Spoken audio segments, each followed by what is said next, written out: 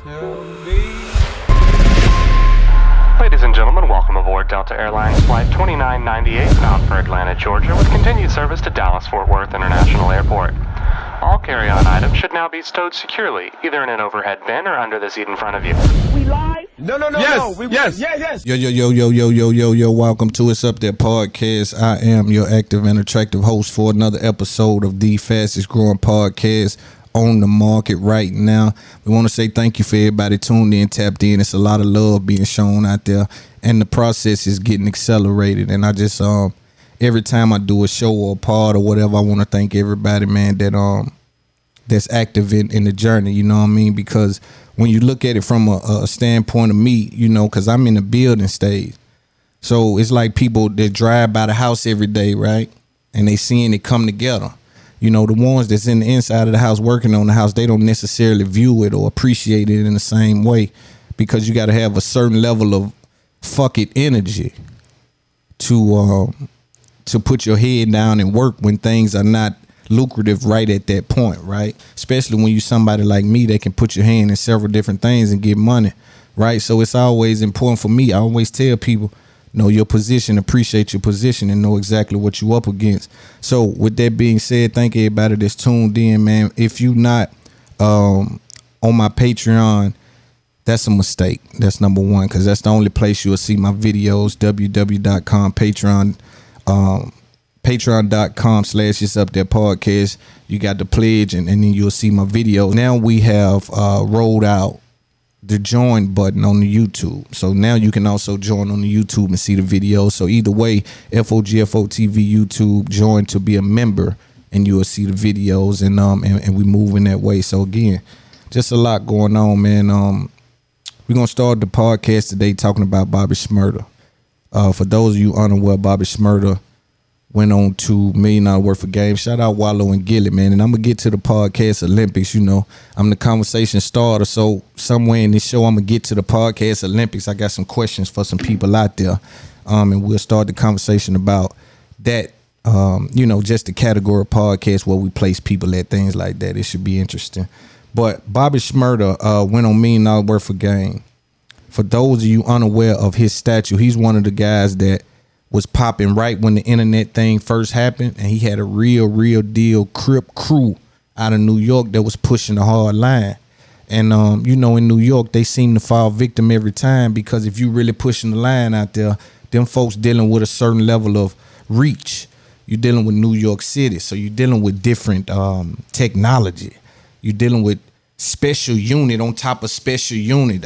Some shit called the hip hop police was a real thing. Like in certain states, they don't just have the money laying around to have a subsection of the police that focuses on, you know what I mean, just putting you down. So you hustle and you come up through that, they gonna have information on you, right? If you really was outside, and if not you, somebody in your crew. They got it, because if you doing it, we see it. They been had cameras everywhere.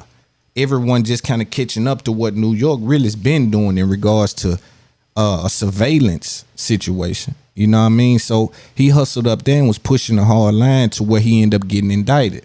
His indictment went totally different from Tekashi 6ix9ine. His indictment, he took his charges and went ahead and played on out, right? Actually took extra time for his partner to get lesser time. Roddy Rebel. So these two dudes, you know, are from up north. And again, that's just a brief synopsis of the character of the individual. After he did, I think he did 8 years. So he did 8, I think Rowdy did 6. And some of the other people got some time as well. So they both come out, he back popping, right? He come right out to a bag. Real niggas salute him and respect him all around the world. He did what the real niggas supposed to do, but he been under pressure his whole life. When you hear him talk, that's why I tell little niggas about pressure. Everybody think they can handle pressure, but you ain't been under no pressure. You ain't never been hit hard, no motherfucker. You ain't never had a nigga knock you in the head with a bottle from behind and you got to recover and then get it going. You don't know nothing about it. So chill with the I'm with whatever talk.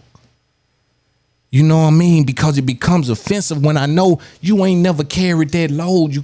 Somebody got to say something, man, because I'm telling you what's happened is people getting lost in the sauce and they starting to even believe that they with whatever. but they don't even know what whatever is. First, you got to deal with whatever is, my nigga. Whatever is a level that you ain't. A lot of people don't want to go to the whatever level. You know, it's going to be a lot of woofing going on. But when people push a hard line, you see what happens. You see? But he ended up getting indicted. They get out, come home to the paper, respected all around the world. And he does this interview. So we're going to play a little bit of it. You ain't the Bob that you used to be, and you can't just be throwing you. I jumped. I gave it to you. Like, man, listen, man, you can't be on that time, because Meek was like hollering, just give it to him. Give it to him straight up, wow. And I gave it to you because it's like, I'm seeing too many young brothers out here making millions, getting killed or going to the penitentiary, or just getting caught up on the dumb shit. You see what I'm saying? Free Pooh Shiesty. It's just like, I'm seeing too many. And it's like, you got to surround yourself with people that's going to respect you so you can respect your blessings. Because if a dude don't respect you, shouldn't nobody be calling Bobby. And I'm talking to the niggas that's out there. Everybody no disrespect to the set you repping, whatever you jacking. There's no disrespect to nobody. But if you a real solid nigga, don't call him. If you from the set, don't be calling him about no bullshit that's happening on the set. And nigga, he trying to position himself, homies. You don't love a nigga when you doing that type shit. When you know a person hard is still there and they operate off a certain thing, don't manipulate them like that. That ain't cool. And that's what I want to tell the young niggas that's coming up. Because I had to learn that lesson, you know what I'm saying? I had to go through that. Everybody had I got to let y'all hit this game. This Especially I'm a hard-headed nigga. You know, we Leos. You know? We hard-headed, you know what I'm saying? So even when you told me that, I said, damn, why don't you told me that when I came home already? And niggas done told me before I came home. And I said, you know what? This old head, he's told me, my mentor, he's telling me, yo, Bobby, don't go out there and do that. And you know, I'm always, this ain't gonna happen. They ain't gonna be on this, this and that. And then, you know, you go through the shit and you say, all right, it's a lesson learned. And then now you want to get a lesson to the young niggas that like, yo, listen, sometimes you gotta hit that point where you gotta let niggas know, like, yo, I'm a man, bro.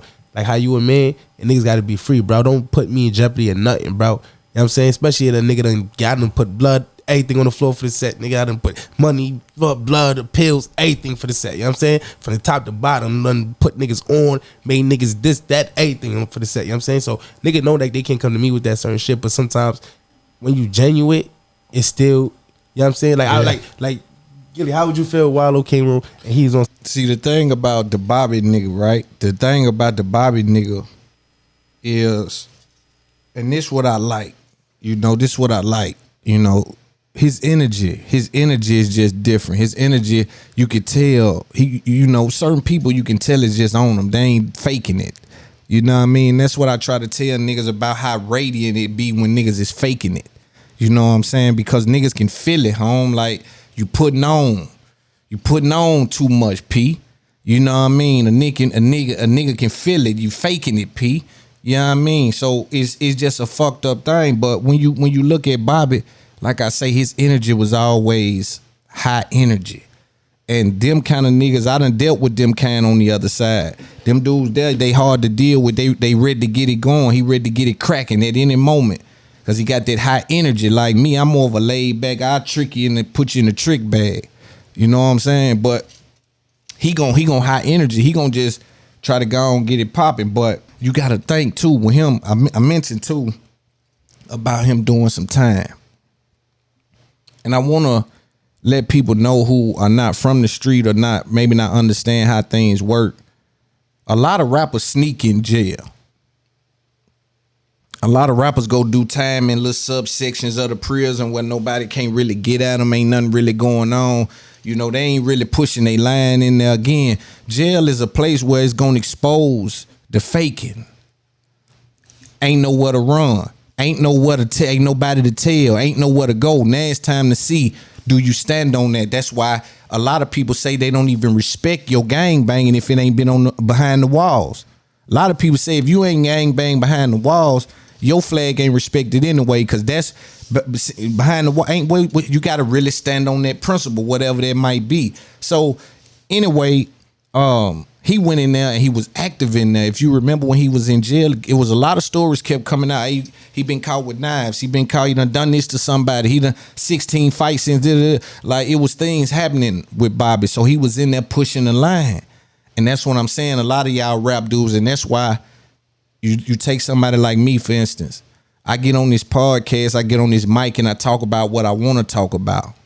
I bring up the topics I want to bring up. You understand? Because I'm not held in nobody confines. Whatever people think about me, it don't matter because I am what I am outside of whatever they think. You see what I'm saying? So I'm gonna go, talk about country music if I want to, or whatever the fuck I want to do. I'm just gonna do it because I'm not letting nobody. I am who I am. And it's the same with him. When he come out and he doing all that dancing and shit, yeah, think it's a joke if you want to and come on over here playing. But ain't nobody playing. You see, ain't none of the niggas talking about him dancing. Ain't none of you ain't no tough rappers talking about Bobby dancing. Ain't no tough rapper said, man, Bobby over there looking stupid. They know what kind of line he push. So it ain't about that. He just enjoying his life and he doing whatever he want to do. As you get older, you stop operating in the, what's the new hot thing they doing now? Oh, they getting their hair cut like this. I'm going to go and get mine cut like, you get out of that. You get out of them prison walls, man. That shit is walls. Niggas got you in a prison. Like they can basically tell you what a 17-year-old black boy gonna look like before he even show up. They can basically right now, without seeing him, say, yo, a 17-year-old black boy, he's probably gonna have dreads, sagging, this, and 9 times out of 10, they gonna be right. That's a mistake by us, though. We gotta edit that some kind of way, but anyway, a lot of you niggas sneak into that jail, dude went in that jail and done his time, man, and I think that needs to be often saluted, and I think it is. Hence why you don't hear nobody saying Bobby looks stupid dancing, or his record's not mixed, or this or that. Ain't nobody saying nothing. Everybody just triple saluting him because he did what everybody know you supposed to do when that time come. And a lot of these dudes know they making a lot of money off talking about this game. Dudes ain't even grew up in this type of world. Niggas is good kids with both parents. You understand? And big closets and shit. Niggas is not them kind of kids. So niggas is making a lot of money and portraying a certain level of thugging that they ain't never been up against. And I'm telling you, bro, it's offensive, bro. When you come up in a little bitty apartment like me, it's offensive. When you come up in a little bitty apartment with the grill that everybody got a share down there, it's offensive, home, because you little niggas is good kids. And you setting us back. We need you little niggas to go be the lawyers and the doctors, not the gang bangers and the stealers. The fuck is niggas doing? And they want me to sit around and be nice about it. But then I know I ain't being true to what I know when I come out the street. I come out the street.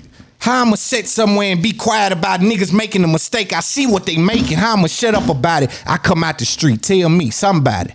Help me understand. How I'm being true to me, nigga. I'm a natural born leader. When I see niggas doing shit, I'm like, yo, family, stay off that. That's a dead end, especially for somebody like you. If I thought you was in that and about that, I'd nurture that. From a standpoint of trying to even still get you out of it, but nurture it in a different way. I gotta tell you, that ain't you, bro. It wasn't even me. And I was down there, deep in it, bullshitting.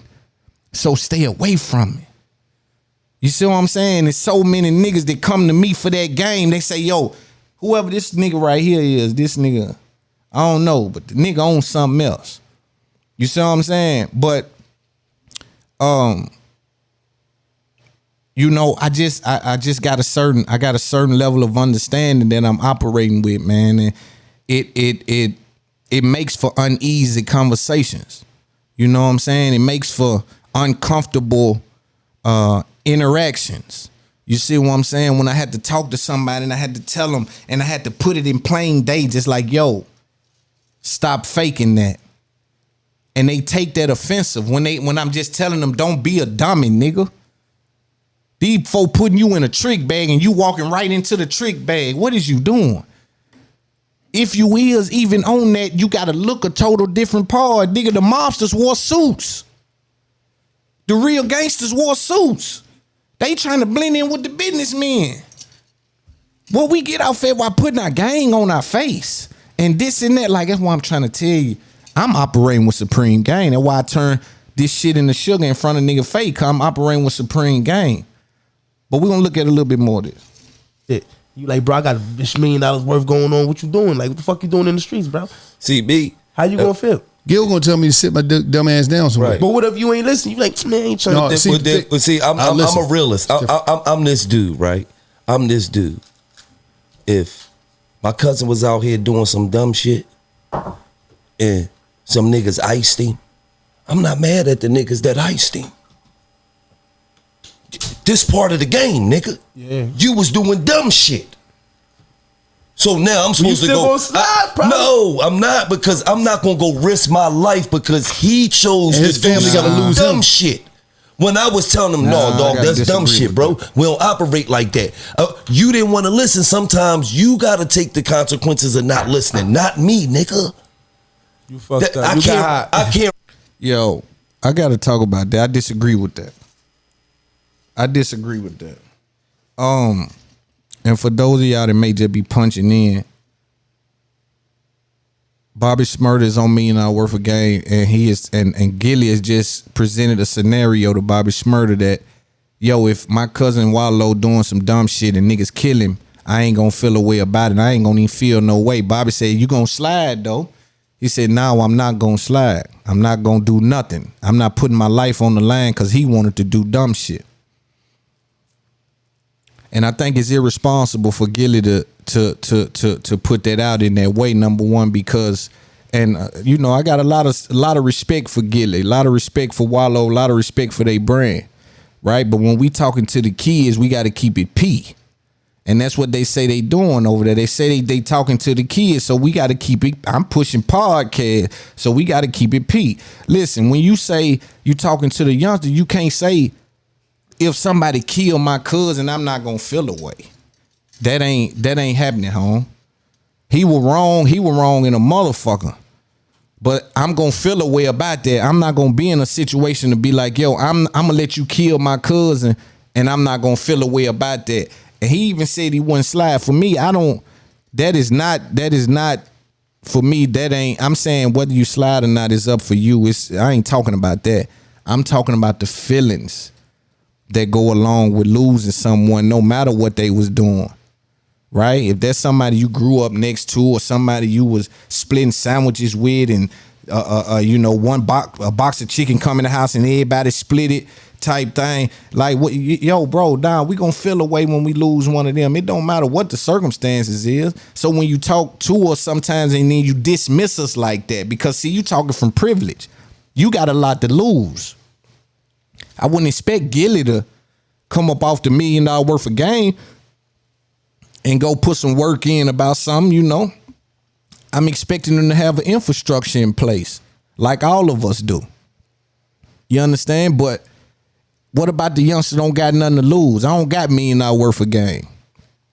I don't got no podcast. I don't got no rapping skills and all that. All I had was my cousin, and they knocked him off. And that was my protection. What I'm supposed to do then? You feel what I'm saying? And that's the side of the game we got to talk about. And you see Bobby Slick was like, oh, nah, you wildin'. But see, he from up north and they missing the slang. I'm going to run it back so you can see it. He like, yeah, nah, that ain't nah, you wildin'. But he respect him because they OGs. But I just wanted to point that out. You dig what I'm saying? This is not listening. Not me, nigga. You fucked up.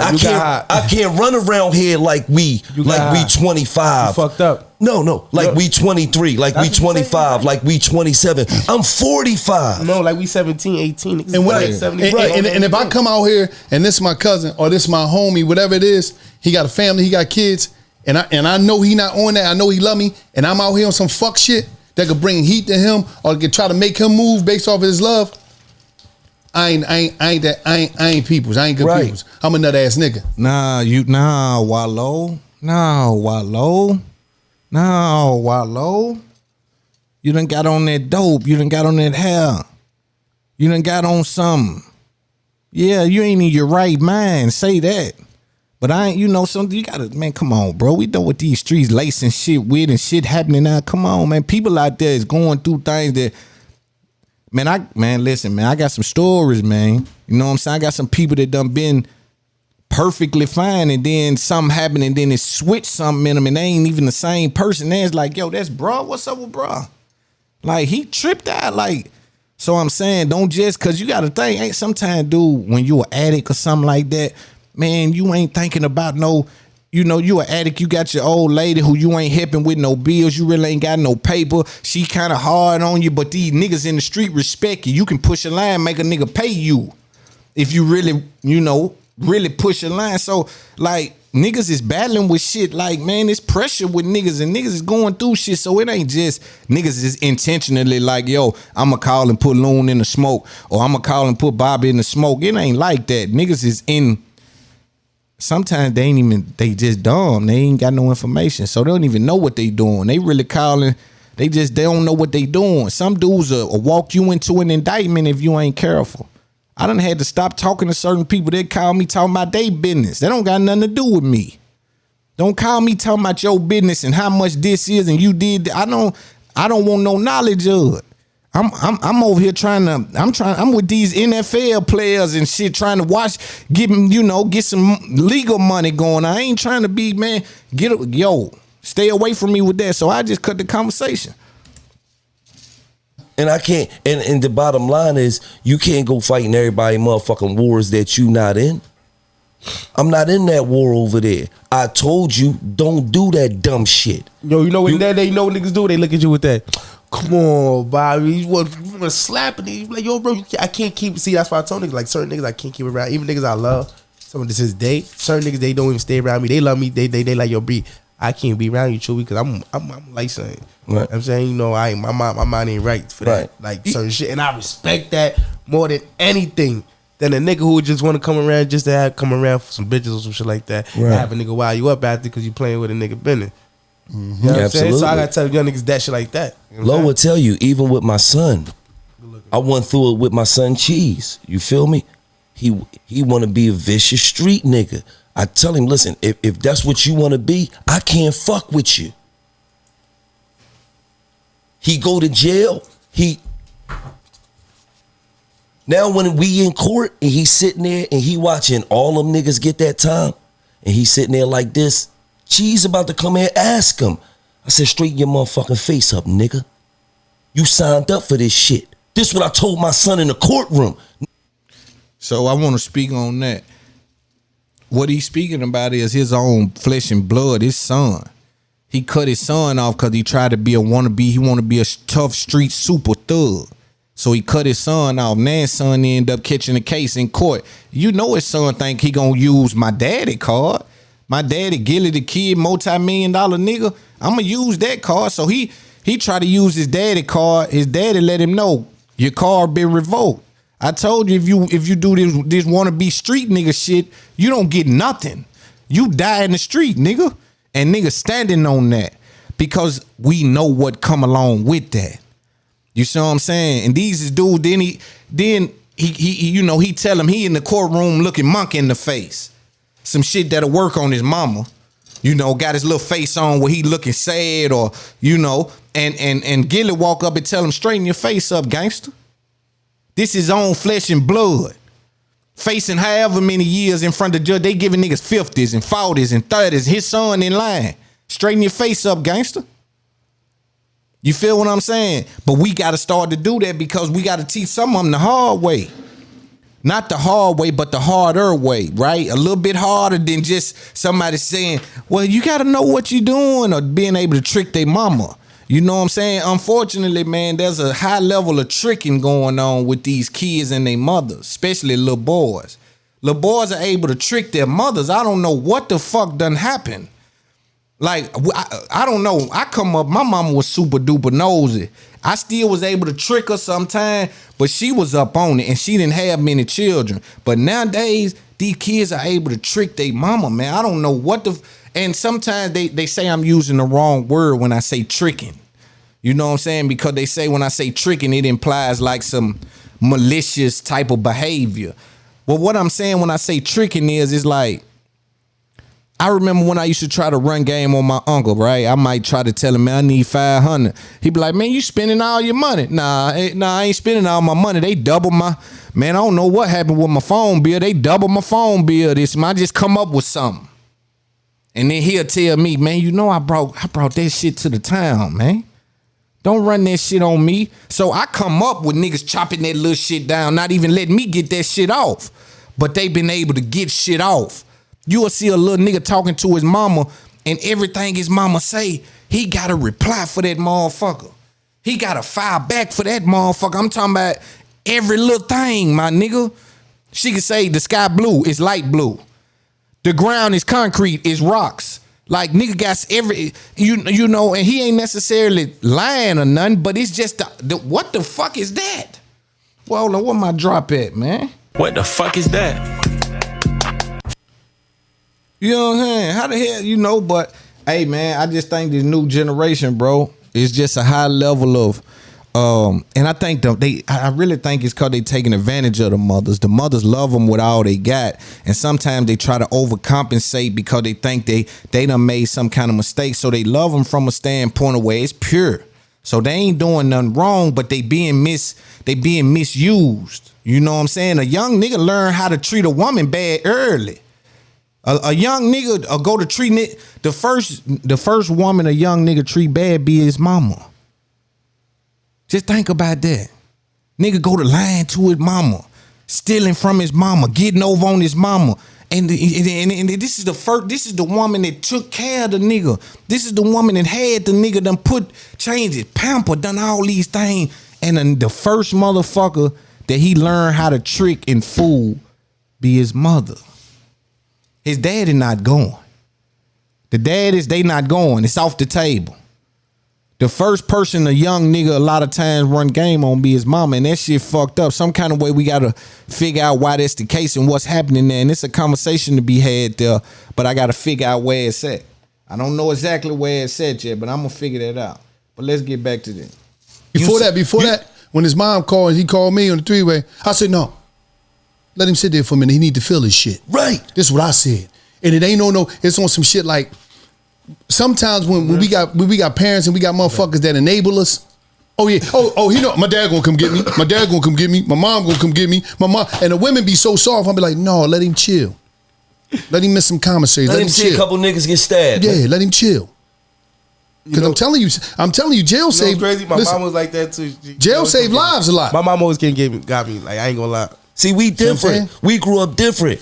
Wallow got locked up. His mom said, "Yo, you cool? Your family up there? Yeah, everybody know you, nigga. You cool? Everybody know you." What? I call him like, "Mom, I need." He said, "No." Somebody told my mom I was in the joint. She's like, "Oh, he cool. Everybody know him. He be all right. He know how to move." Gangsta. Because I know how to move. It's sad, but I'm an institutional child. I grew up in the institution raised. That was my family, the jail, the system, the criminal justice system. That was what I was. It's sad, but that's the reality of my life. Down. And you know what's crazy?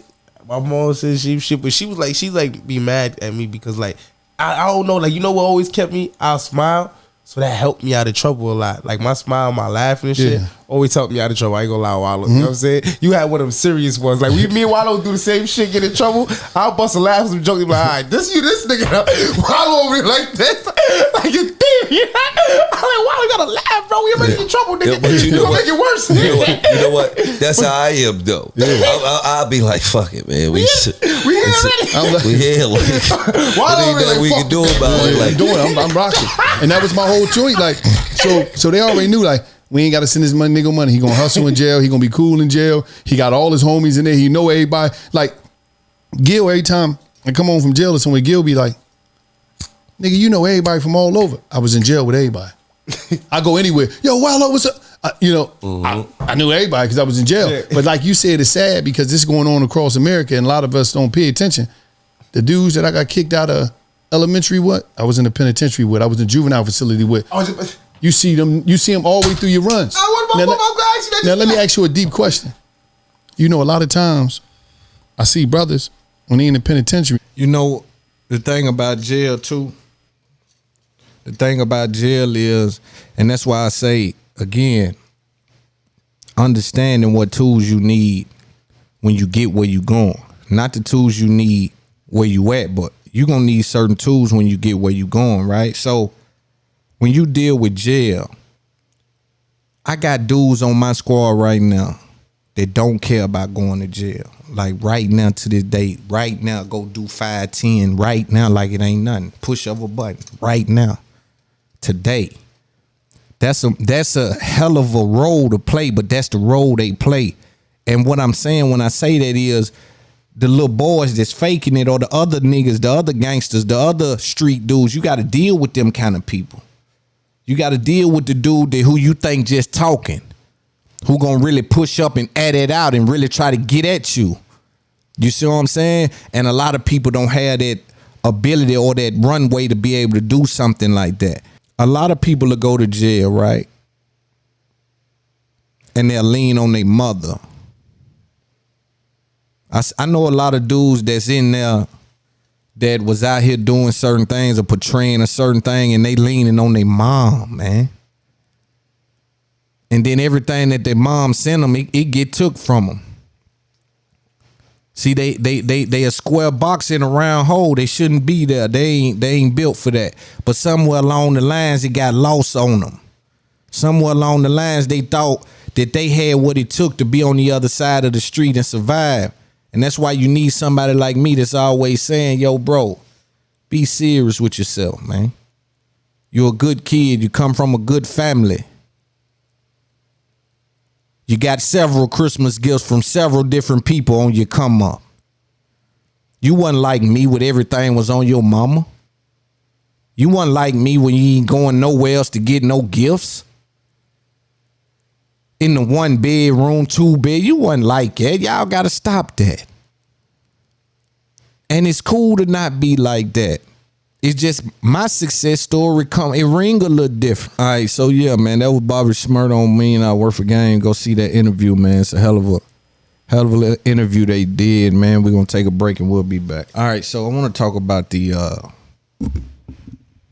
suspect for the young Dolph murder and everything that's been surrounding it. When I first seen it, you know, y'all may have heard me speak about it last week. You know, I first seen him go on the run and go to posts and shit and all that. And I was like, yo, I really don't know what the game is now. These youngsters done got to a place now where the fame mean more than the freedom. And I think that that's a mistake and got to be, you know, we got to update the way we view those things. But he drops a video. Video, you know, look like somebody shot it. They had Memphis all in it. I think the FedEx Forum or something like that. The news said they had in it. Then I got to thinking, who started this? Like, no matter what, get on the gram thing. The more I look at it, I say, damn, Instagram mean that much to these kids. And it ain't even the kids, because we see, I think it was it Nle Choppa son or somebody? He was on a private jet on his Instagram, and that's how he got caught. We see the billionaire Nigerian dude. He took Black China to dinner on and went up on his Instagram, and that's how he got caught. You know, so it's like social media now is ingratiated in people's lives to the point where they can't even stay away from it when it's risking their freedom. This shit is risking niggas' freedom, and they still going to it, posting. Niggas is on the run. They don't even know about metadata. Anywhere you take a picture at, bro, there's coordinates in that picture, sunk into that picture called metadata, that the FBI gonna run and know exactly your parameters where you took that picture at. They think they posting a picture and putting the location off for unknown. This shit is way bigger than that. You see, right after he went to posting, he got caught days after that. That's how that works. But then I got to thinking, did the new age dude start that, or did the old age dude start that? Because when I think about it, I say, you remember Pac this big after he got shot or something. Them folk went in, and then Big this, who shot you? You know, and Pac, nigga, I fucked you. You know, so I'm thinking, damn, did that lay the blueprint down to what's going on right now? Did Pac and Biggie and all them beefs, that East Coast, West Coast, is we dealing with the effects of that still today? To the point where they gotta do a response record. Dudes, first day at the hospital songs, first day at the can song. Like, these times you supposed to be enjoying with your family, and I don't know, man. I don't know. Like I say, maybe the old school niggas started that, and the youngsters just took it and they just building on it, man. Sometimes we don't know exactly what it is we bring to the game, and we don't know that the market dictates what it's being used for. We see the same mistakes in our neighborhood, even with the Crips. The Crips wasn't necessarily started to be gang banging the way that it ended up. You see what I'm saying? So sometimes things are birthed from a place, and then they take on their own depending on what's happening out there that's making it go that way, man. And sometimes you can't get around that. Now, the dude who is under investigation for Dolph murder end up hiring the same lawyer as Yo Gotti. When I first saw that, I said this can't be. This received funny. It just received funny, right? And then next thing you know, the lawyer comes out and said he's not representing anyone that's on trial for the killing of young Dolph. And the first thing I said when I seen this, I said, this is a mistake. And I'm pretty sure Yo Gotti or somebody, his team, made a phone call like, yo, what are y'all trying to wrap me up in some kind of indictment? What y'all doing? Y'all playing some kind of media game or something? Don't wrap my name or my people in that at all. You can't do that, bro. You see what I'm saying? Now you making it look like I'm trying to protect him, even if let's just say he didn't have nothing to do with it. You got my lawyer, somebody that they done seen next to me. Man, nah, we can't do that. Even if like, yo, bro, come on, we know if we on the same team, we still can't do that. That's you wrapping the arm of the law around me. You wrapping that around, I can't allow you to do that, bro. That just ain't gonna be able to work. Because again, you seen how it was put out in the media. Such and such has Yo Gotti's lawyer. Famous CMG lawyer now on the case for young. It's like, yo, come on, what y'all doing? So I'm sure somebody made a phone call and was like, yo, let's not do that. And then the internet also is saying that dude was brought around by Key Glock. You know, and I know Glock taking it hard. You can look at him and tell he taking it hard. You know what I'm saying? I just always tell my people, don't bring your people around me. Don't nobody bring your people around me. That's your partner, not my partner. I don't want nobody around me. I don't want to be cool with nobody. I don't want none of these niggas unless it's something. Now, if we got common goals, it'll play itself out just naturally. It'll be an organic thing. But let's not force your little homie around me because he want his Instagram to go up. Let's not force the little nigga in my section over here just because he got 75,000 for an interview. Like, I don't want all that energy around me. Let things happen organically because I'm dealing with enough game to be able to weed out things. But when everybody's coming at me and I'm allowing them to do so, I make them get snuck up on. But don't bring your people around me. Don't pitch me no hell of ideas. Like, you know, if you know a dude is you know, just don't do it, bro. Just keep your people from around me. And no disrespect. Like, I ain't saying, like, I'm just saying far as in my personal space, I'm dealing with sensitive mental. My mental is real sensitive. My frequencies will get to going off and noise and shit bother me. Like, I'm on some more. So, like, don't bring nobody around. Allow me to pick and choose who I mess with and how I mess with them. And if I fall and fail and drown this way, I deal with those circumstances because I'm a man. You see what I'm saying? Let me deal with that, but don't force things on me. Don't do that to me. You know what I'm saying? Because then when something happened that I never accounted for, because I never considered the little nigga you brought around for real. I never really looked into him. I figured you had him under control. Or he was, you know, I really ain't. You understand? And next thing you know, it cost me something that you can't pay for. You know what I'm saying? And it's unfortunate, man. And like I said, I see Dolph. I see Glock. He hurt. He hurt bad, man. He gonna have to figure out a way to pull himself up, and he gonna have to be the boss of that situation over there. You know, that situation just took a hard hit, hard blow. You know what I'm saying? Took a hard blow, man. But you kill the boss, you know, things gonna happen. And that's for anybody. Everybody that, you know, so if you kill the boss of a family, something gonna happen about that. Now, what the level it goes, we never know. But something gonna happen if you kill the boss of it. At least you do something to me, something gonna happen. And that's a complete sentence. You see what I'm saying? And then and I think that when you take the person that's providing the financial stability away, man, people hurt beyond measure, dog. And they're willing to go to some dark places about that. Let's talk about Kanye West.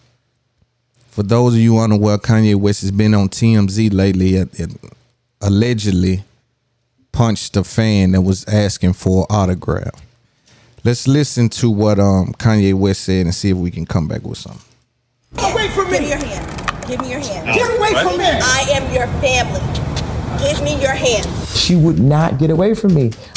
That's Ye, irate at his cousin yesterday around 3 a.m. outside a club in downtown LA, seconds before Kanye allegedly punched this autograph seeker, knocking him to the ground. Why did he just do that? I'm gonna just tell you that blue COVID mask didn't stop that knockout. In an interview with Hollywood Unlocked's Jason Lee, Ye defends his actions. It's 3 a.m. in front of the warehouse. I'm saying, you don't know what I'm dealing with right now. And this dude he just had this like real attitude, like, what you gonna do? This was a person who was chasing him down to get autographs. He was really frustrated with the narrative that was being painted about him. He said, I just want to get in control of my own narrative for once. Give me your hand. Ain't no hand! No! You were supposed to talk to her! The her Kanye's referring to, ex-Kim K. Ye claims she had security stop him from visiting daughter North at school. So he asked his cousin to deliver this message to Kim. Security ain't gonna be in between me and my children, and my children aren't gonna be on TikTok without my permission. But he also seemed angered over Kim's new relationship and allegedly recorded this leaked diss track. God sent me from the crash just so I could beat Pete Davidson. How you gonna bring me to SNL and kiss the dude you dating right in front of me? And everybody's like, oh, that's cool. And I'm hearing that the new boyfriend is actually in the house that I can't even go to. He's bothered by not being able to have access to his children the way that he did before. The LAPD tells ET they are investigating Ye for alleged battery. If convicted, he could face a maximum of 6 months in jail. As for his claims about Kim, a source tells ET she has never denied Kanye from seeing his children. He directly addressed the Kardashians in the video. He's gonna fight them with everything legally, and he's gonna do it very calmly. Don't play with my children, and it's gonna be all legal. It's gonna be all legal, baby. So clearly, man, he got a lot going on, and he ready for the fight. He know who he up against. He been in the warehouse with the people. You know, when they crafting up their stories or the way they gonna, make paparazzi look at something. That's another thing that I'm learning watching Kanye and Kim is paparazzi is faker than they ever been at this point. The idea that they can do photo shoots just, hey, we gonna and it end up going viral. I can tell they're setting some of these things up. But the fighting of the fan, Kanye is what I'm hoping doesn't happen is that they don't try to play Kanye against Kanye and make him crash out. Similar to the situation that I speak on with DJ Academics at a very smaller scale with Academics, because he's nowhere near as powerful as Kanye or as rich and famous as Kanye. But having 10, 15, 20,000 hours of drunk ranting on YouTube where you may have said things, there's no way to pick through all of that. Right? So it doesn't become radioactive until it becomes radioactive. And the same with Kanye. It's almost like, don't let them trick you. See, they have put, it's almost, it feels like if this is not a publicity stunt, feels like they trying to get him in a trick bag where he leave with his emotions. He rich enough to handle whatever problem come his way. But the trick is if I get you to leading with your emotions, I'll bring you problems that money can't subside. You see what I'm saying? If I can get you if I can just get you in this trick bag and get you rambling and not understanding what you're doing, then I have you doing things that'll cost you your seat here or cost you this, which is way deeper than whatever money you may have right there at the moment. And I know we're powerful enough to build a brand back up. Or take a brand, see them try to cancel one of our pioneers and jump on board and build something back up right in front of their face. They really may not want to do that because it may activate something. Kanye got the kind of mind and the kind of social equity to be able to move some things around. Now, if they say he loses, see that gap, and he had to scramble and, hey, well, I just created this, and the coach would get behind it, he may come right up and chase them folks down quickly, and he already got Yeezy, which can't be took from him. So he's already in that position. You see what I'm saying? But just thinking, just thinking that, you don't want them to use them against you. Now, with him not being able to go to the party, he also said something. Let me see if I can find that. I'm just wishing my daughter a public happy birthday. I wasn't allowed to know where her party was. There's nothing legal. They're saying that these are the kind of games that's being played. At the light, it's the kind of thing turn right that onto Aviation really has Boulevard. affected my health for the longest. And I'm just not playing. I'm taking control of my narrative this year. I'm being the father, the best father, the Ye version of a father. And I'm not finna let this happen. And we're gonna be in real time. Take a slight right with this turn onto I-405 right here. North. Chicago, happy birthday. I love you. And I'm just putting this online because I need y'all support. I didn't call Kim, text the nannies. I got on the phone with Tristan. He said, he asked Chloe, won't nobody give me the address to my daughter's birthday party right now? And that's going to imprint in her mind that I wasn't there for her. You get what I'm saying? Like, I was supposed to be in Miami recording my album. My whole schedule is all based around me being able to take my kids to school, me being there for them, making sure that I'm in their life. That's the whole point of having money. They take so many fathers just throughout America. They've been taking the fathers out the homes purposely. Yeah, so that's another I'm speaking up. conversation. I'm using my voice to say, this ain't gonna keep happening. This narrative is not finna happen. It's a lot of people that's not in a position where they ain't got no voice when people be playing games like this. Baby mamas be playing games. The grandmama be playing games like this. And it's like, as y'all know, they ain't finna play like that with me. All right, let me say this, because I think this is a slippery situation that Kim and the Kardashians find themselves in. I think this can backfire on them if they're not careful. Number one. And number two, one thing about Kanye, he gonna tell it. Kanye gonna come out and tell it. And a lot of y'all don't really understand the gravity attached to that. Like somebody like Kanye, with the information he got and being that close to those people that'll come out and say whatever, is a disruption. That's a problem. And that's a big problem. And that's why you're gonna see them try to paint him a certain kind of way, because they got to discredit him, because he's operating with information that may or may not be damaging to some people if it's viewed in a certain way. Right. And now they got to deal with him coming straight to the internet when they don't tell him, hey, look, whoa, da, da, da. And he's global. Kanye ain't no little boy. So when he do something like that, Kim them got to deal with the UK reporting that, with France reporting that, with these Switzerland and these other spots reporting that as well. It's a global image attached to some people. Some of y'all don't even understand what I'm saying, but some of y'all do. These people are super big. So when Kanye doing that, that's affecting things, and they better be careful, because if they view, if it happens, and I want to tread lightly on this because that's his wife, and I don't, necessarily am critical of anyone in their family. I'm only critical of information, right? So, if they're not careful, they can be viewed as tearing the black man down. See, a lot of times, especially if you deal with people like me, right? Say somebody from my past or someone wants to come out and say, hey, he's a bad person. He's this, he's that, he's this and that. If there's a narrative that you're trying to tear him down and because he's moved on or whatever the case may be, that can backfire against you. And with Kim, she may be dealing with that, because at some point people are going to start asking, hey, why can't he see the kids? Why didn't y'all tell him what a birthday party was at? Right? And then those questions will start to creep up. And it's a strange thing, man. Somebody got to help me understand this thing about the new boyfriend and birthday parties. It seems to be like,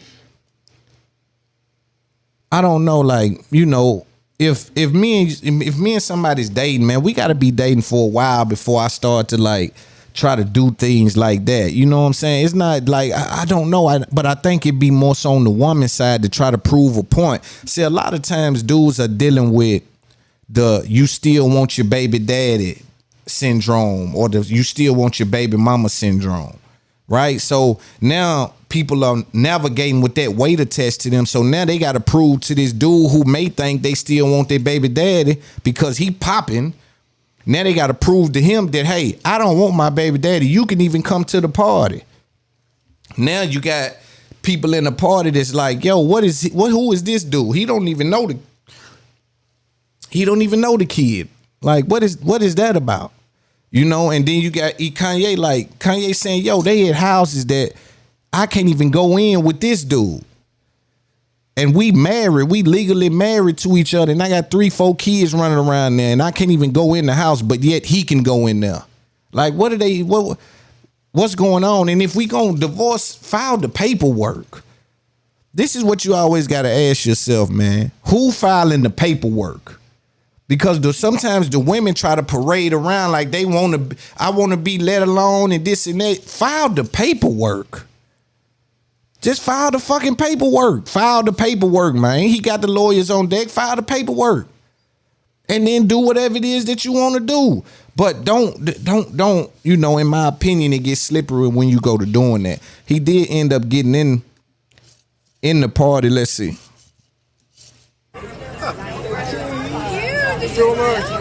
Yeah. It is too, man. You got to remember when you deal with someone else, you still dealing with a black boy, a little broken child. You know, a little broken child, that especially if you're dealing with some of us who our fathers have never been there. We never even had a man. We never even heard a man say, shut the door down there. We ain't never even heard a man we ain't never saw a man get up and grab lunch and go to work or nothing like that. So you also got to remember sometimes you're dealing with broken men when you're dealing with Kanye. And the reason I say that is because we understand that it gets confusing for a little nigga. You understand? When you're sitting there on your birthday and your dad ain't called.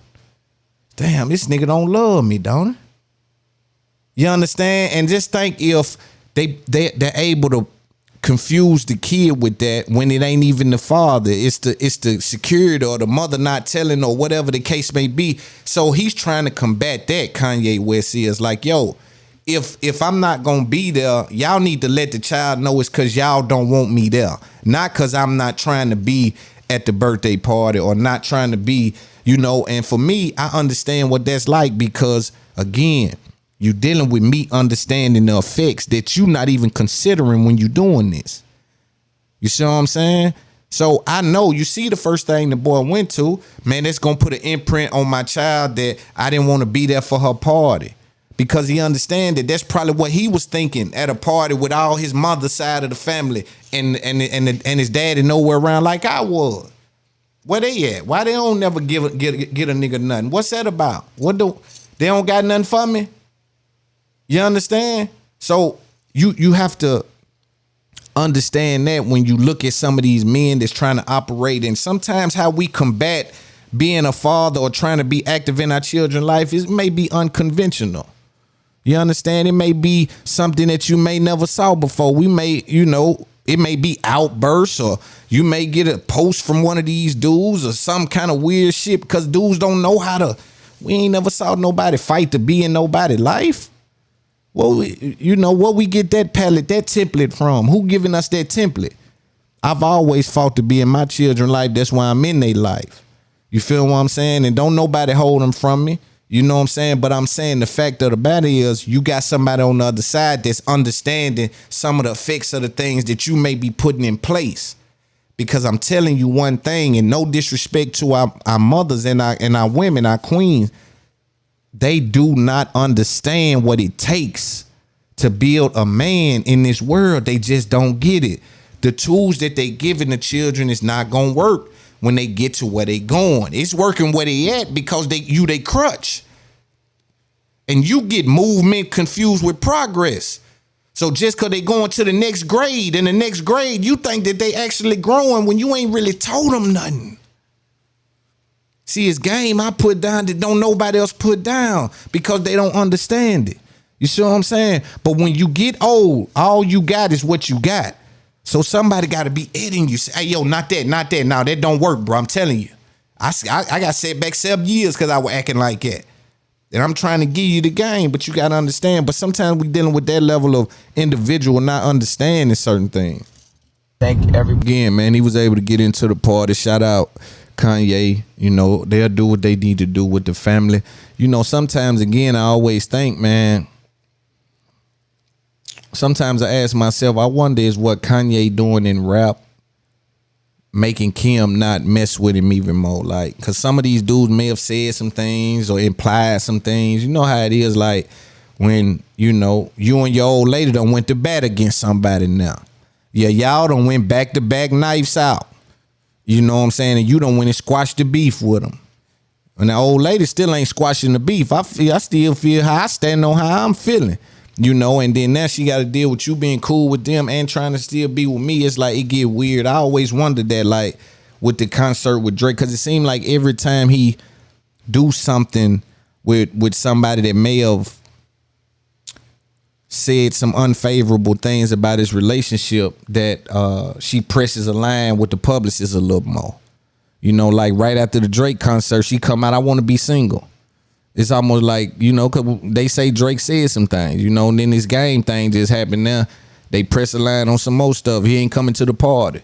You know what I'm saying? It's like, you know, it almost like every time those kind of things are taking place. All right, so we're going to move on. I got a question, though, before I move on to so I want to talk about the young Thug and Gunna being stopped at the airport dealing with some racist guy. I think we'll see exactly what happened. But I want to ask y'all, how did Taco Bell get wings in the middle of a chicken wing shortage? Are y'all sure that those are wings? Or y'all just eating whatever Taco Bell? Because, you know, I'm telling you, you go in the store, man, you can't find chicken wings. And Taco Bell just pop up, we got wings all day. What y'all trying to do? For me, I'm trying to understand where they get them at. You got Wingstop that had to create Thighstop because there was no wings. How did Taco Bell out of nowhere just get an unlimited supply of wings to put all over the country in all these different places? Y'all can answer that and let me know. But we're going to go to the situation with Young Thug and this racist pilot, and we're going to see what we see in this. I haven't watched this, so we watching this in real time. If we did anything, we would have definitely left. It's definitely a million planes to get on. Please. Y'all can call 62 million police. We don't care. We haven't done anything. He can't tell us what we did because he's cool. And we apologize to you for doing nothing. We walked up on you and said sorry to you. And we didn't do anything. And we said sorry a million times. I even told you that I'd give you 5 or 10 grand extra to fly. You told us no. You already called somebody to take the stuff off the plane. I'm like, for what? What did we do? Oh, you disrespect my colleague. Okay, how did we disrespect one of your colleagues? Tell us. What did we do? Oh, we don't got to tell y'all that. I know, because you're racist. That ain't P. You could tell he did this. Because you're racist. You could tell. Just listen to it. You could tell he did him like that when he said it. Check it out. That ain't P. Okay, how did we disrespect one of your colleagues? Tell us. What did we do? Oh, we don't got to tell y'all that. I know, because you're racist. That ain't P. You're a racist prick.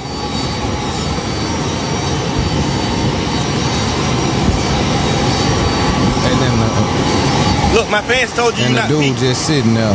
My fan, he said, Alex, you're not P.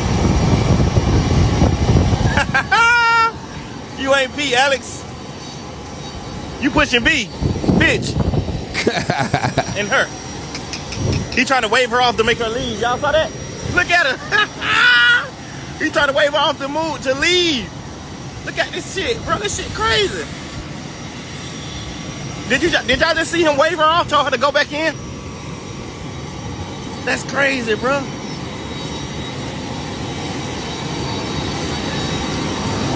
My fans saw you wave the girl off to go back in the building.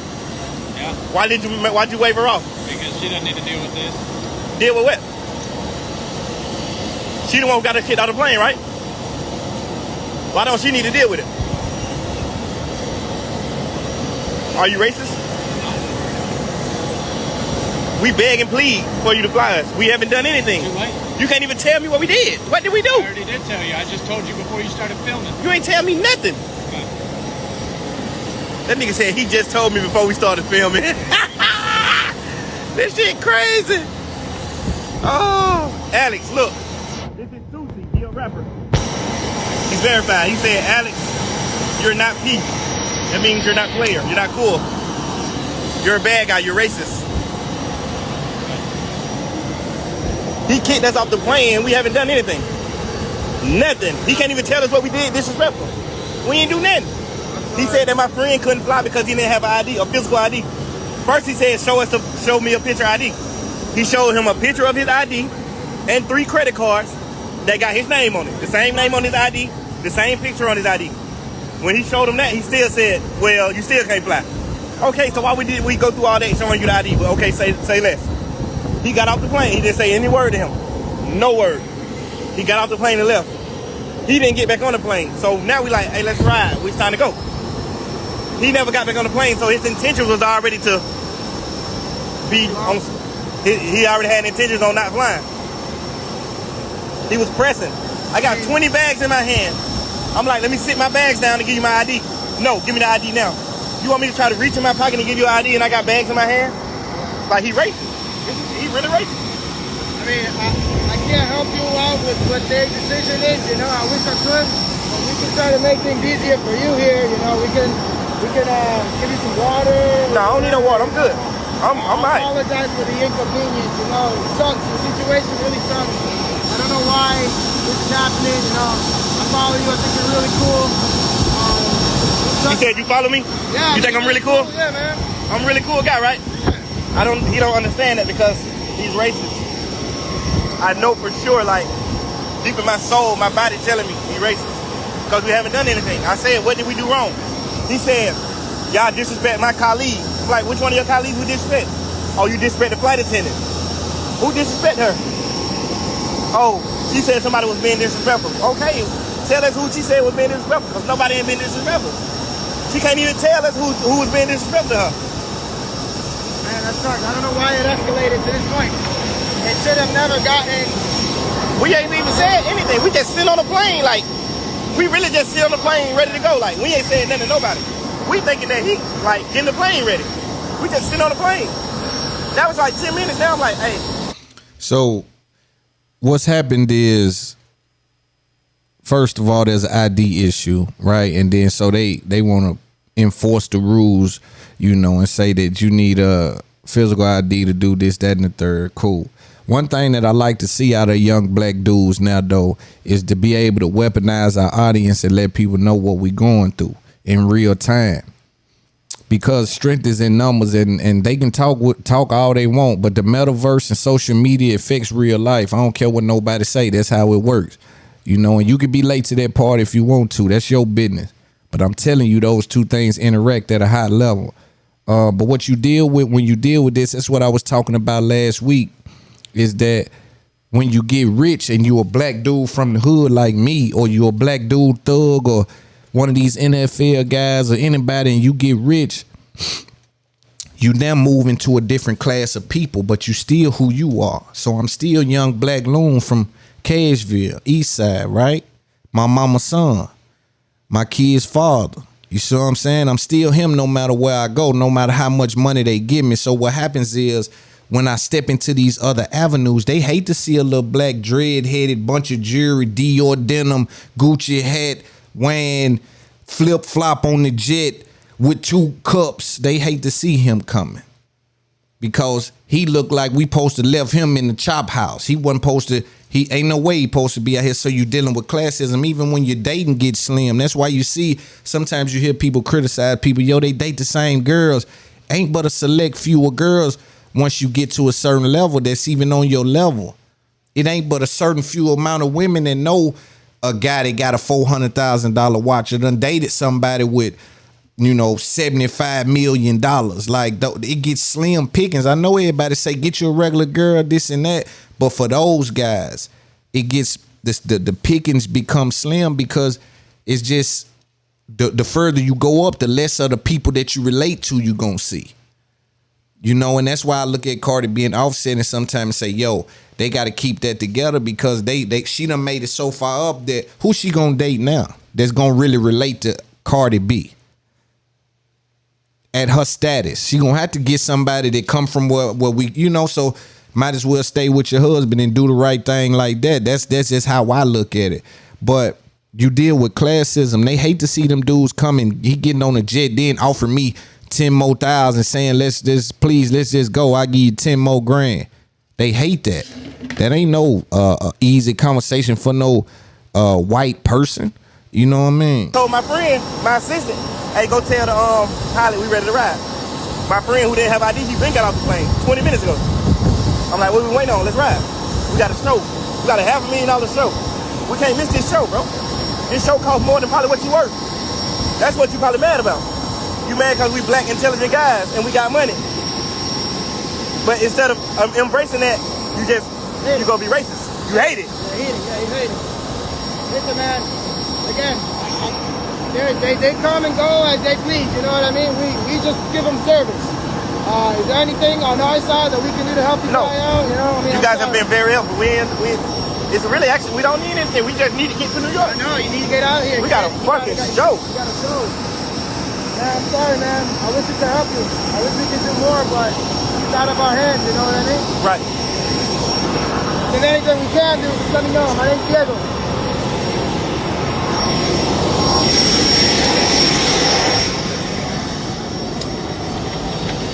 He came on the plane and he locked the door.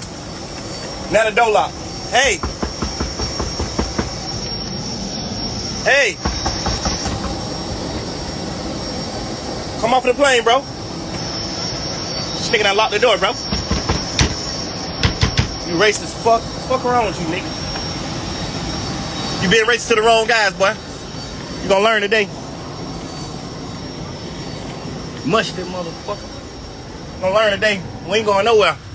Lil Duke, Turbo, and Gunna still sitting on this motherfucker. All the fans here to my Alice ain't P. I just showed him, I turned the camera around to him like, hey, look. This little Tootsie, this an artist, look. This a little Tootsie, this Tootsie. Come around and show Alex, look. Tootsie said you not P. Yeah, his name Alex. For no reason. He trying to make us get off the plane. Somebody eat food the whole time and I don't spend money. Send them the money to go get the food. Yeah. They try to kick us out of the plane, no. I'm just, listen, I'm outside talking to this nigga. This nigga, the lady goddamn, the flight attendant, she coming out the door. She coming back to the plane. This nigga like, hey, you flag her to tell her go back inside for? Oh, so she don't have to deal with this. Deal with what? She the problem. She the one who said that we disrespected her. How the fuck do she not gotta deal with this? She the person who said we disrespected her. Look at.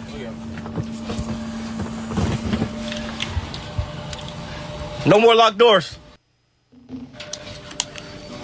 We're gonna make a fool out of y'all today. Y'all racist ass, man. We can buy this plane.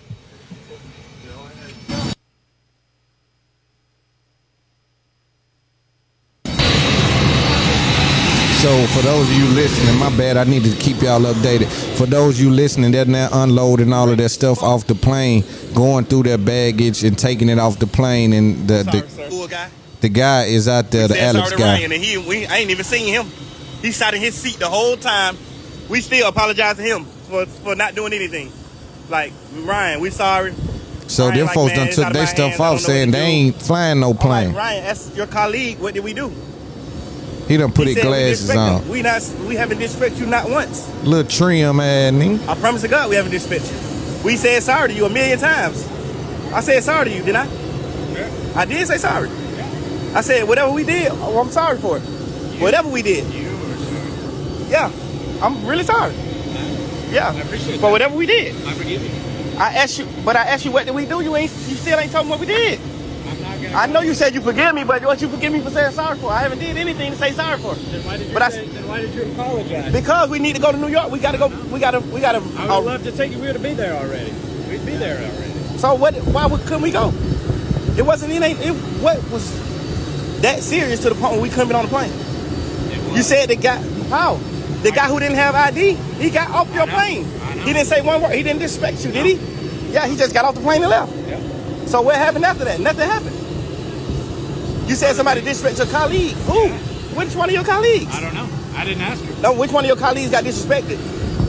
You know which one. The flight attendant. But that's how is she gonna tell you that someone disrespected her and you don't ask her who? You just go off of that word. That's right. No, you aren't supposed to do that. That's not like manly. You're a man. You're supposed to be a man. I understand. Yeah, you're supposed to, and I'm in charge of protecting her. Yeah, and me. And you. Right, but that's so if you look at us the exact same, you're supposed to got understanding. I understand. You can't just say like, oh, she's right and we not, because you protected both of us, right? No, I am protecting both right. of you. You're supposed to protect both, and we protect you. Had it escalated, we'd have had to land the airplane. Nothing didn't escalate. We ain't had to land the plane because we didn't fly the plane. I know. So what happened? I kept it from getting there. From getting where? From escalating there. No, it wasn't going to escalate nowhere. So basically he's saying that he like everything is off. That's racist, bro. That's racist. Cause he basically saying that I knew you was gonna escalate it because of the kind of people y'all are. So I went ahead and stopped it from getting there. That's racist, my boy. Been under control. Nothing was out of control. You making it seem like something was out of control. Nobody has said anything to you. Nobody did nothing. My job to keep it from getting out of control. But what would have got out of control? You think we finna get out of control and disrespect a woman? We men. We got women. We got kids. We got daughters. We not getting out of our body disrespecting a woman. We not. So that ain't nothing that could have got out of control. That was always under control. I got a mom, bro. I got 8 sisters. I'm not disrespecting a woman. When she told you that somebody disrespected her, you supposed to say, if you kicking me off the plane and making me, if you, because yes, I'm recording. I'm so now the police is there. But I asked him what happened. He said somebody disrespecting him. I'm like, okay, who disrespect you? Okay. He couldn't tell me who disrespect him. Okay. Nobody has disrespect you. All right. Like, this is my artist. All the people on the plane, they some kin to us. They either with me or my artist. I'm the big dog here. Okay. So I'm gonna be the one talking. Okay. I said, what did we disrespect you about? Oh, one of my friends didn't have ID.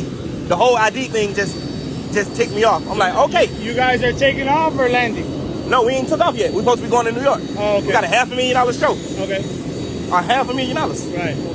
He said, like, since we got here, you know, like, officer, if we was wrong, we would not let you guys pull up and be wrong. Like, you know what I'm saying? We dead ass wrong. Why would we allow y'all to pull up and we wrong? All right. If we still sitting here till the police get here, obviously somebody lying. Okay. Right?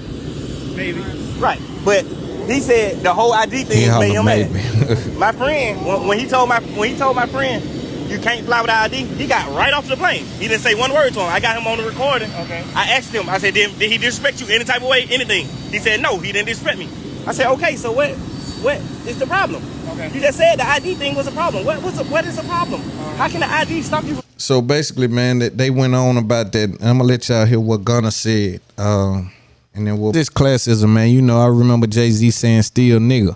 You know what I'm saying? Because no matter how much you get, you know, you in the bins, you whatever it is, you still nigga now. Don't get it confused. And that's why you can't get caught up in your emotions, because sometimes they'll put you in that trick bag. We know it. And guess what? I know they looking at me like that. That's why I don't conform for them. I conform for a cause, but I don't conform just for the folks or the onlookers. You know what I'm saying? Just that ain't gonna happen. We ain't gonna be able to do that, because our culture is enriched with things that no one else has, and we gotta shine light on them. So I'm gonna take a break and I'll be back. Some other shit, but I'm a podcaster and I pay attention to things. Look at how these DA dudes and shit, how they talk to these people. They're not making eye contact with nobody. He's just looking around like, you know, he knows he's in la la land with this. Watch, just look, man. It's a weird thing happening, man. These people that take these kind of jobs, man, it's something off, man, in my opinion, man. You know, speaking about the young Dolph murder in regards to how I feel about them dudes, you know, become guilty or innocent, that ain't my business. My job is to break the game down. And then when I go to looking and I see some of these people, I start to look at, okay, what kind of people are taking a job as a prosecutor? You know, what kind of individual wants to be like a DA or like somebody that's, you know, a detective and these kind of things? I started to pay attention to that. You know, where I'm from, you gotta have a certain level of information in regards to this dude dressed like a detective, even though he trying to put us on it, right? He got our coach all on him, but it's detective type coach, and I can sense that and peep that. So you got to start paying attention to the people. And as I'm looking at these people, as I'm an adult now, I'm looking like, yo, some of these people are really like, I'll say different, for lack of a better term. Young Dolph situation, man, you know, RP Dolph, them dudes going to court, they'll see how that play out for them.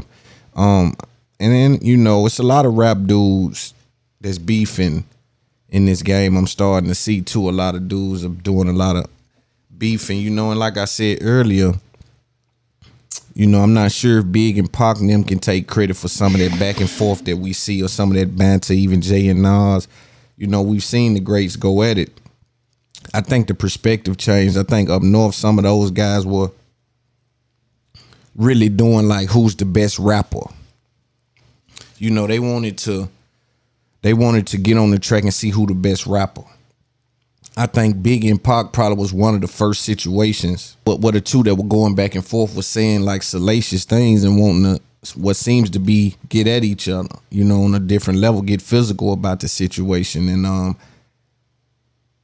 it took off. And it burnt and it burned. And then the last big bang, we had 50 Cent come through with the beef talk. You know, and we got NBA Youngboy now coming through with the beef talk. You know, it seemed like NBA Youngboy make his music. It seemed like his music does better when he's in beef, and I think that's unfortunate. You know, I think that not Birdman was somewhere along the lines. There's people that may be benefiting off him doing, you know, beefing. You know, because he seems to be way more locked in and stuff when he got somebody in his target in regards to that kind of thing. For me, you know, and we'll talk about the Nle Choppa running into a fan and having a fight. This is what I'm saying about these young people. They don't even really know. Here go a dude, you a fan, bro. You gonna get smothered out here playing. You gonna run up on me because you a fan of somebody, man. You know what I'm saying? But hey, you know how things happen and how things happen. We'll play a little bit of that fight and y'all will see exactly what took place. But I find it interesting that people start to choose sides when they have nothing to gain and everything to lose. And a lot of time it's men, and I get uneasy when men move without risk assessment. When you look at things and you don't even put it together and you don't even say, yo, what did this cost and what is it worth? You see what I'm saying? Because every time you make a decision with those things in mind, you can probably make a better decision. Yeah, but I get uneasy when men move without, you know, thinking about the consequences or the risk of things or just the involvement in something. Like you place yourself in a situation. And I know some of these little dudes want to be these rappers so bad that they don't mind being like a knockoff version of the rapper. Like when I was young, it was cool to wanna, you know, maybe, I don't know, dog. It wasn't never cool for us to want to look just like that rapper, bro. It wasn't never the thing. Maybe it may be where I come up at, but nowadays they don't mind being called like a knockoff of Nle Choppa or like a knockoff of Fredo or a knockoff of NBA Youngboy, a knockoff Lil Baby. Like they go viral for looking like these guys. I think when they get older, they gonna look back at that and be like, yo, I was tripping. Like I was bugged out trying to look like this dude, man. What was I doing? You know, but I know how fandom kick in, you know what I'm saying? I guess, you know, but hey man, it's a new thing. They even fighting dudes. That same dude right there probably got beef in his own state or little issues with dudes that want to fight him, and he probably ain't even fought them people. But he gonna push up on Nle Choppa, who may have security, high level security with him. You know what I'm saying? They may knock you on down while you playing, you know, but they willing to ride like that. Young boy got some of the most vicious fans. Dude fans is like, for him not to be accepted mainstream, he got one of the biggest hives that's out there. His shit is like Beyonce and them. It ain't as big as B, no disrespect, but I'm saying he got a hive. Some of these rap dudes don't got a hive. I think probably the only hive that maybe can go against NBA is that 4PF. That 4PF, because Dirk is a big boy, but I'm not sure if Dirk can, I don't know. When we talk about the fans, though, I don't know. I just don't know if Dirk fans go as hard as YB fans, but them little baby fans, it's gonna be a problem. And then that's where you get the contrast. That's why you start to see people choosing sides, and I hate to see that because what it be, you know, it be like, yo, bro, them folks stand to make more money when they beefing, but we stand to make more money when we cool and everybody on the same page. No, the label stand to make the most money when we beefing at each other. But we stand to make the most money when we able to put our own little tour together and this, that, and the third. See, when you ostracize yourself in the game, now the label got to put your tour on, and it's really solo because you big enough for that. But it's like, what, you know, but then I told y'all it's another part of me to be like, yo, I can't. Once blood gets spilled, the shots rang off, Loon is off, I'm out of it. You know what I'm saying? Because once them shots rang off, you can't tell nobody how to feel. You know, when I first came to the game, I'm thinking, man, I'm gonna try to get some game out, man, about such and such. I talked to the few of the young niggas that's active out there that got like, you know, big time rap dudes that got problems out there. Little youngsters that think like that. You know, and when they go to telling me this person got shot or they shot this up, I'm like, how you gonna be like, yo, chill? I don't know, man. Like, maybe I ain't got there yet, and it's a work in progress. You know what I'm saying? But beat up Nle Choppa. Big hollering, dude hollering. He just beat up Nle Choppa in the airport, y'all. This the identity crisis the young people find themselves in. The little boy got curly hair and he damn near white, hollering big 4K Trey. Now, just think about the little nigga that think he look like young boy. This is a dude that know he ain't nowhere near NBA young boy. He ain't got no type feature as young boy. He can't relate to him. He ain't grew up by him. He is a different kind of dude, but he hollering big 4K Trey. So just picture the young nigga that got the nappy hair like him and gonna go get the same coat and the same hat and the same chain and the same watch. It did, like, bro, I'm telling you, these little dudes, they don't even know, bro. Y'all manifesting, and you gotta be careful with that, man. I just hate to see, like, yo, bro, don't crash out about somebody that you don't know that don't care nothing about you. And that go for me, anybody in the world. Don't do that to yourself. That's a bad mistake. He just beat up Nle Choppa in the airport, y'all. As soon as I say white and scared, he flinched at me, and I popped him and knocked him out. He just beat up Nle Choppa, the rapper. That nigga ain't about nothing. Ain't big NBA, big 4K Trey over here, y'all feel me? He just knocked out a rapper. Hold on, y'all, I'm about to post the video. You see what they tell me? They don't even know the violence that go attached to it. That's a little kid. Cat big 4K Trey, TTT, he laughing. He don't even know the violence that's attached to when these kind of things happen. Bro, it's gonna be a time where these kind of things happen and ain't nobody gonna be laughing. You understand? Because something gonna happen and somebody gonna be needing immediate assistance to save their life. You feel what I'm saying? But they don't have no vision of that. All they know is, it's fun. I seen it on the internet, because the internet ain't showing you when one of them little boys get killed. They flagging that off there. The little nigga that stole out that man's house and he came and pistol whooped him and then beat his daddy, they flagged that off of there. So you never see that, but you can see the little nigga stealing and getting away and laughing like it's funny. See, you gotta be careful, bro. Scary. Scared. Yeah, are you NLE? I asked you mad times. What? Stop playing with me. Yeah. He swung right on it. One thing about him, he gonna go. What's up? Yeah, so what about them? Yeah, what's up? Yeah, what's up? Yeah, what? Stop playing with me. Yeah. What's up? Yeah, so what about them? Man, this is. So he said he dropped him right there, but I don't know if it was a drop or not, man. Like, I'm encouraging the little dudes, man. Like, listen, bro. Like, just be careful how you doing your thing. You know what I'm saying? I'm even pretty sure that, you know, if a dude, if you're a fan of one of them rappers, I'm pretty sure that he'll tell you, hey, don't put yourself in no situation like that, bro. You know what I'm saying? Because, you know, I don't want to feel responsible for somebody doing something to you. And now I got to respond or feel like I got to send something through there or do something, or just the police, your family on me, just having that negative energy attached to me because you want to be me. You hear Boosie to this day still making songs about, I'm sorry I led y'all that way. Little niggas that listen to me, my bad. Got a lot of people killed. A lot of dudes went to jail for life. This, that, listening to me. Like, he's still making songs. I'm sorry to dudes, because he know the impact of those things. But you got to be a big dog to know what a little puppy look like. You got to ignore the barking. You know what I'm saying? You got to ignore the barking, because that's natural for dogs to bark. The big dog necessarily won't do the same.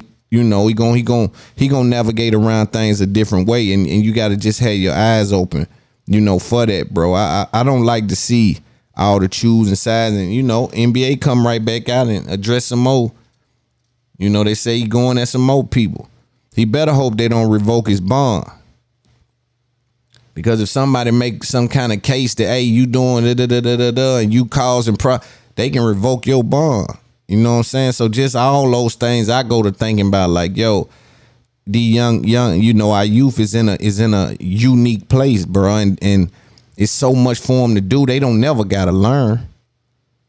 Man, they can play all day. They can go Metaverse, go TikTok, go Instagram, go Oculus, go PS5, go Xbox, go computer, go what, man, they can play all. They don't never gotta learn nothing. So they can be dumb and stupid in the world that it costs to be dumb. Nigga, it costs you everything you got being dumb. And so they don't even have the fortitude to know how to sit and get no information. Everything's so instant. Everything so right now. I get it right now. They don't know nothing about hard work, dedication, repetition.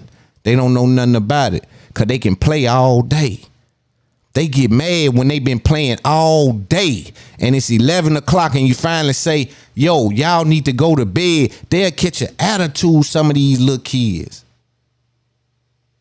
You been playing you ain't done nothing. I ain't sent you outside to rake a leaf, to pick up a piece of trash, to paint a wall, to wash a wall, to vacuum. You been playing all day. It's 11 o'clock and you still want to go to 1, 2, 3 in the morning. And the people don't understand that you're training them not to even never take time out to evolve. Because everything else is evolving. You can think everybody playing. The people that's selling you all that shit I just named, they not playing. And I'm one of them people. Somebody got to buy the shit and somebody got to sell it. You got to ask yourself which side of that you want to be on. You know what I'm saying? Because, again, I just look at it a different way, bro. I just look at it a different way. Like, bro, I remember my mama and them couldn't come home without telling me to do something. I don't give a fuck if I clean the whole house. She gonna find something to tell me to do. You not finna spend all this time just doing nothing. Just sitting around. And it's easy to do now because they got these little bitty phones. These shits is cameras, computers. These shits, then they can go earphone. Your son can be sitting next to you watching porn.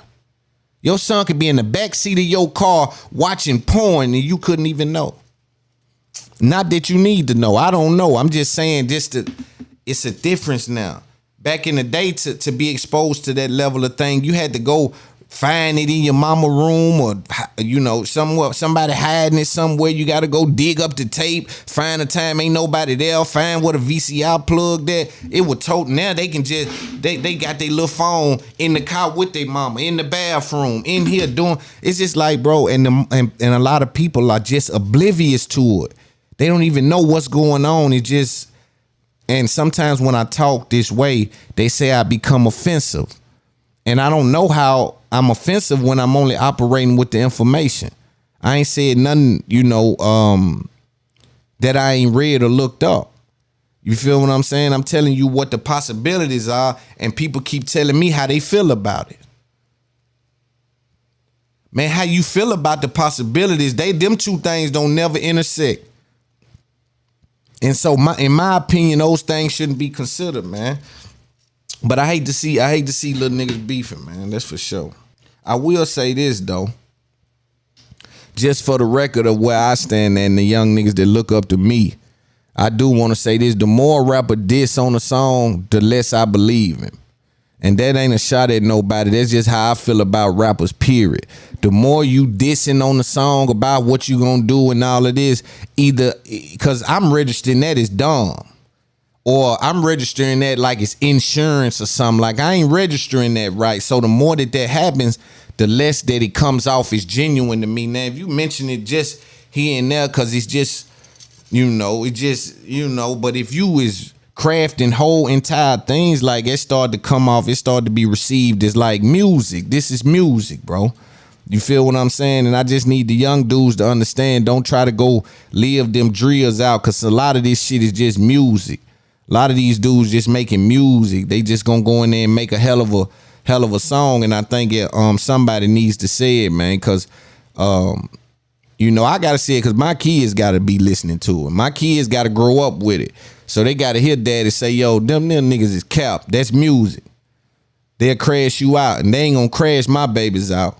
You know what I'm saying? They ain't gonna crash my babies out. Call me mean, call me whatever you want to call me. My babies ain't crashing out. I can bet you that. I ain't gonna allow it. And if they do crash out, it's because they chose to do that. And then I gotta deal with them with a certain level of viciousness. If you go against the grain to that level, you know I gotta deal with you like men deal with you. How my uncle and them dealt with me. You feel what I'm saying? So we'll figure that out when that time comes. I wanted to talk about this because everybody knows it's in podcasting that's ran in or interacted with me. They know how I look at podcasting, knowing that this type of thing, content creating, is the new mom and pop stores. And so for me, it's my family business. It's what I'm starting, right? A multi-million-dollar media company, right? And so I understand that. But I also look at podcasting like a community, especially our subsection of hip hop music. You know, I'm spreading out now into culture, society, and music. Those three categories are my categories. But when I deal with the particulars, I like to drill it down to music, right? And for me, it's almost like coming into a subdivision, right? And as you come down, you see all these people building on things. You know, you got your HBO with your All the Smoke going right there. You got your Showtime, Deezus and Mero. You got your Loudspeaker. You got your Black Effect, your Joe Budden Network. It's Up There Podcast, Drink Champs, $1 Million Worth of Game. You got all kind of houses on these. Earn Your Leisure. I mean, you got all kind of houses. I Am Athlete, Big Facts Podcast. I mean, it's so many houses right in this community, and everybody's building up their fair shake of the neighborhood, right? And everybody gonna own a piece of it, you know, and that's how I look at it. And I seen because you know my mind goes different places. I seen where Michael Rubin had posted something about jersey sales, and it was a post because he was just basically showing how over the year with the NFL, over the 16 games of the NFL, that how jersey sales fluctuate based on who's winning, who may have got injured, you know, whatever indicators or drivers that makes those numbers go up or down, right? What makes those numbers fluctuate. And the first thing I thought about is podcasting. And I said, damn, the audience don't know that it's a little trick that everybody's playing, and not just one person. All of us is playing this trick. And the trick is that if my podcast drops on Monday, I'll probably be number one on Monday if I got that kind of audience. And then if you drop Wednesday, you'll probably go to 1. But if you drop Thursday, you'll go to 1. And it's a moving number based on when everybody's dropping. And I think people don't really know that when they look at that. You know what I'm saying? Because you wonder how everybody has a snapshot of them being at number 1. It's because that number is just like jersey sales. And when we start to view it that way, we start to understand the business a little more. Right? It don't mean nothing to be I ain't gonna say mean nothing. It doesn't mean as much to be number 1 today and number 28 tomorrow. Right? Because and I'll explain how that happens. The reason it happens is when you drop, all of your people are gonna run and listen to the episode. Right? You got a certain amount of your audience to catch your episode within the first 48 hours. That's your real audience. That first 24, 48 hours, that's your diehard real audience right there.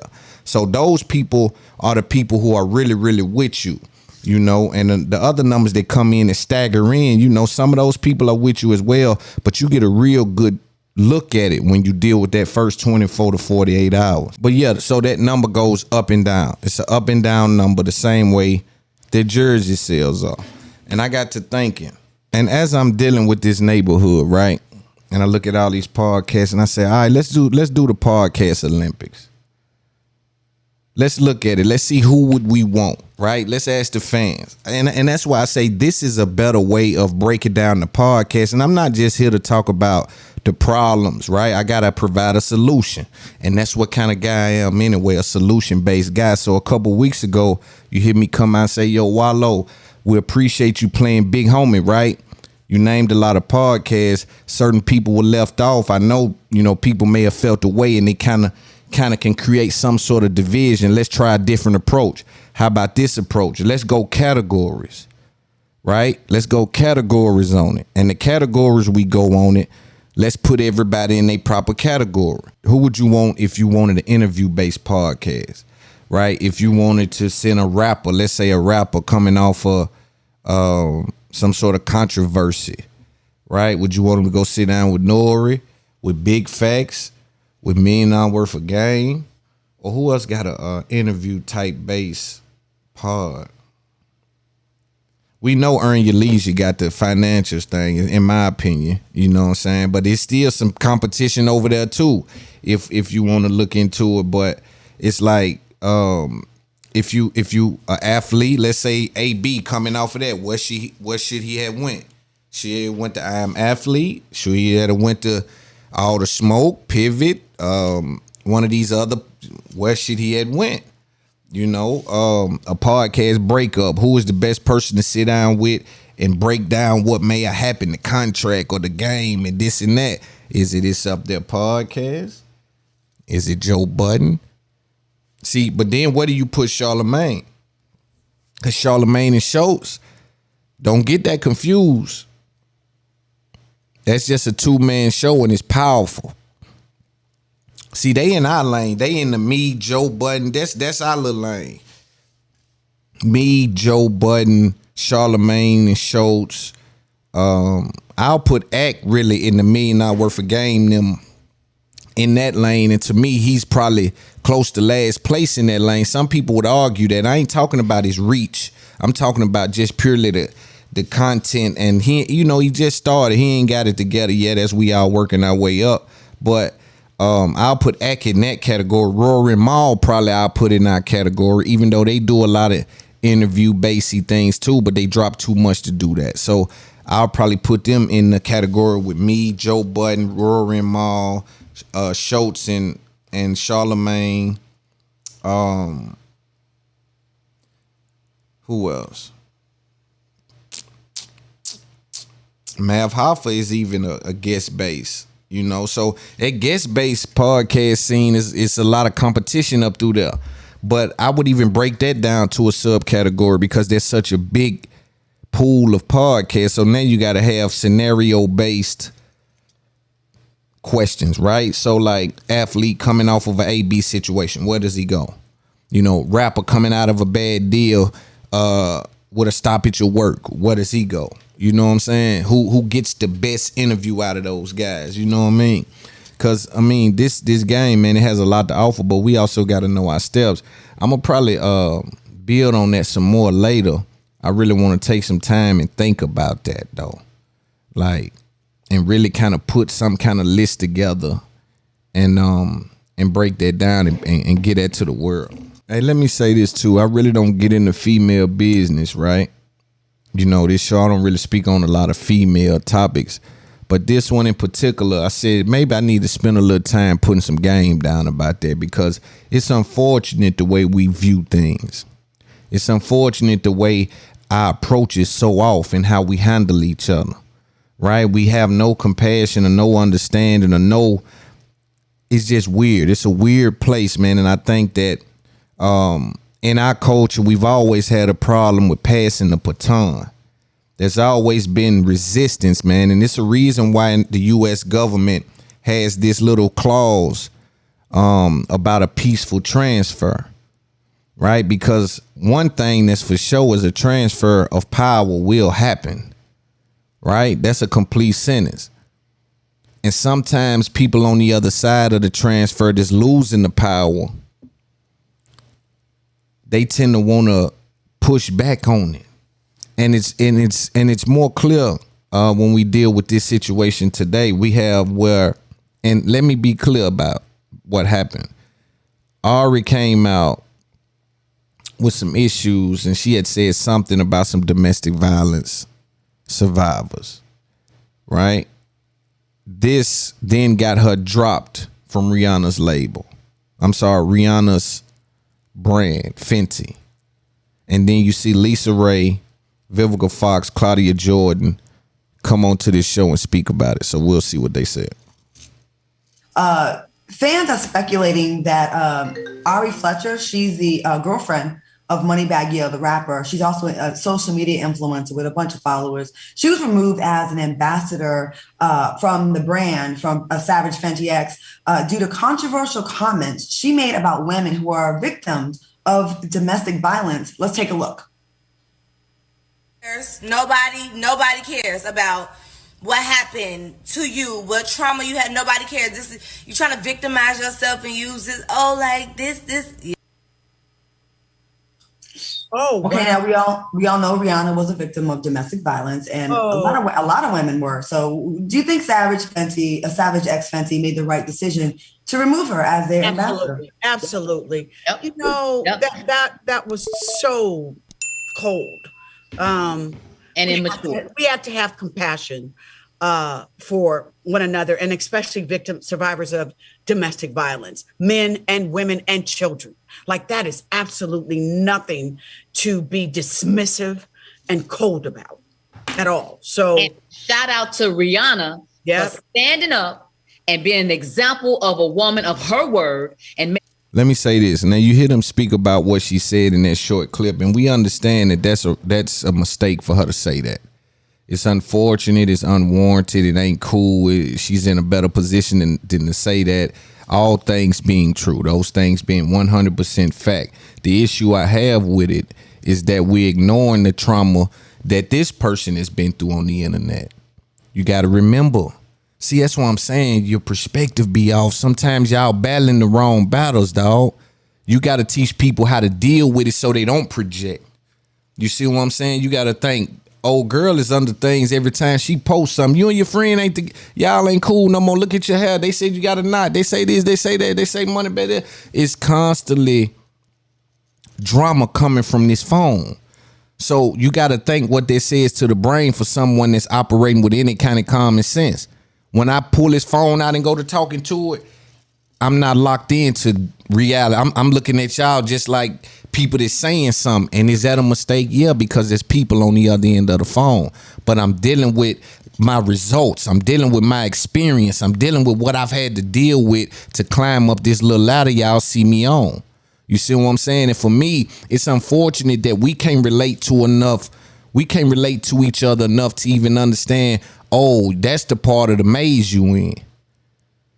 You letting them people affect you to where now you saying things that we would hope you don't mean, right? But you saying them to just deflect these people that get on here and say things to you. You know what I'm saying? And sometimes we have problems articulating what caused us to maybe react in a certain way. But in my opinion, you dealing with, first of all, think what an influencer goes through. You hear these people talk about celebrities, and just think what a real popping influencer like Ari go through on the internet. It's a lot of praise in there. It's a whole bunch of, girl, you the truth, y'all goals, this and that. But it's some other shit in there. It's some other shit in there that you gotta cut your feelings off to deal with. Yeah, it's some shit floating around in them comments that ain't no good to nobody. You see what I'm saying? So you got to understand, and then have that amount of power, you got to do a certain amount of interacting with these people. So when I interact with the metaverse, what I know I ain't in? Reality? I'm going to act away in the metaverse. I ain't going to act in reality. You understand me? I might go off and fly in a jetpack in the metaverse. I ain't doing that out here, though. Right? And I'm just speaking of the mindsets when you're dealing with social media. And these people got to have more compassion with each other. This is a black network with all black beautiful queens on there. All have which had their own light shedded on them. You see what I'm saying? So they supposed to know what this little light of mine do. This little light will shine on you, and then you'll go to acting. You'll go to, it gets slippery. And everybody knows that. But first they got to understand, yo, Lisa, what you done went through some things on this blog sites. Yeah, but I never did that. It's because you were never talking to a phone to 16,000 people just on a Monday while it's raining outside. They had to orchestrate you to go do an interview and sit down and speak with some people. By that time, people might have done wrote your script, your anger done come down, or you ain't. It's a high level of no one person supposed to deal with this many people with tribal people, 150 people at most. We ain't supposed to deal with 6 million followers and 18,000 people on live with me at once and comments coming so fast I can't even much read them. You don't supposed to take all that in, but yet it's no compassion for those that come up in this game and didn't come up in this game, right? Our mothers wasn't celebrities, so she couldn't tell us that don't you never say that to nobody. Don't you do that. Like, our mothers was just hard-working women, so we just had to figure something out, and we got up through here. And the game, not to mention the switching of the game. The whole game is different now, and everybody has to deal with a certain level of involvement that may be unsustainable. You understand me? It may be unsustainable. Our brand is not tarnished with any foolishness. Yes. Because here's the thing. These younger girls are looking up to these influencers and these social media girls. And so if you know that, you have an obligation. See, that's the difference between a social media influence and a real celebrity and star. There is a difference. Yes, so because we have more. See, the star getting through in there with shade, in my opinion. If you would have, I disagree with the celebrity part, but if you would have just said celebrity, I may would have just said, okay, I see what you're trying to do there. But when you threw star, it let me know. It let me know that there was a slight, because you don't say who the star is. The people say who the star is. I done seen people that stars that you be like, how did that make it? What in the world? Like, because it ain't up to me, and it ain't up to one person. So no one person can say what a star is. That's the mistake, and that's that old age industry outlook. That's that old age industry outlook that a star looks like this and sounds like this and walk like this. That's why I champion Rashad and Troy at Earn Your Leisure, because they don't put the 3-piece suit on and they don't run in here and tell you, hey man, I've made $6 billion and I can say. They just hustle. And sometimes you got to just let your hustle speak, and the people gonna say, hey, them the people, them the folk we going to, and you got to accept your role as that. But I want to say this, shout out to Rihanna. Everybody know Rihanna's a big dog in the game, and we love Rihanna, you know. And I think Rihanna will make the right decision for her and her brand. What I would like to see though in that circumstance is Rihanna being someone that's been through some of the most vicious public embarrassment that we've seen, right, since the internet's inception. I would like to see her hug Ari a little closer, you know. And I know it's a touchy subject, but I would much rather see her grab hold to her and really see what, hey, you know, people like me, man, that hurt, baby. You know what I'm saying? Come out on a platform. Y'all may have a conversation on Netflix or something, or if you want to make some money. If not, just y'all go in the back room and speak about it. But I would rather see the big homie go big homie instead of go corporate. You feel what I'm saying? Sometimes I want to see the big homie go big homie instead of going corporate. See, a lot of these dudes will go corporate when they supposed to go big homie. You know what I'm saying? And I ain't talking about nobody stealing from you. I'm talking about a legitimate mistake. And I just explain maybe the outlook of somebody that maybe make that kind of level of mistake, right?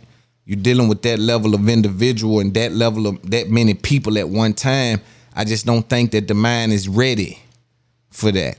I think that they're fast tracking this, right? And it's going to take a couple more generations before they really just adapted to this fast way and interacting with this many people.